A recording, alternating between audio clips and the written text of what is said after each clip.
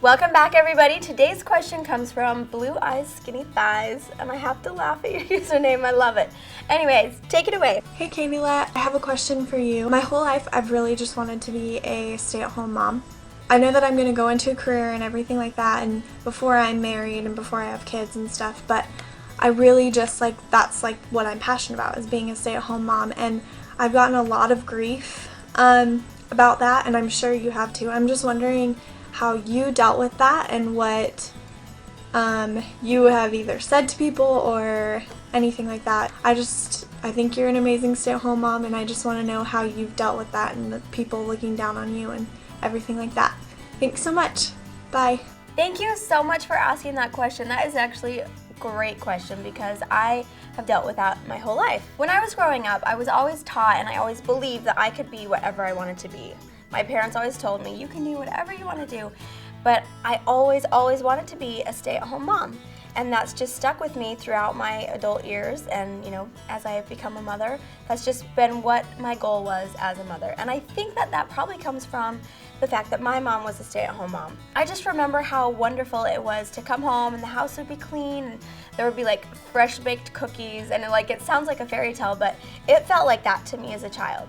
It felt really comforting to know that my mom was at home. So I feel like I was lucky enough to marry somebody that agreed with me on that it was important for me to stay home with the kids, and because I really wanted to, we made it work as long as it made sense financially. It's really important that you plan for it. You don't just expect that you're going to stay home, because in the beginning I did have to do jobs here and there. I was a waitress for a while, and then I ended up getting a certification so that I could babysit kids from home so I could still be at home with my children. I want to make sure you realize too, if you are thinking about wanting to be a stay-at-home mom, it's really important that you get an education and you plan for in case that doesn't happen, because it might not. Maybe you won't get married for a while, or your husband, something might happen to him and you will have to be the breadwinner. So you need to plan ahead for that. Try to get an education or find something you love to do that you can make a little money at.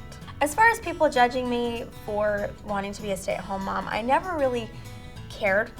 It didn't really bother me because I knew that that's what my mom did, and I appreciated it, and it worked for her, and I knew that if I did it the right way, that it would work for me as well. And what I would tell somebody in that situation is somebody is going to raise your kids, whether they're at a daycare or at school or wherever, and personally I would rather have it be me.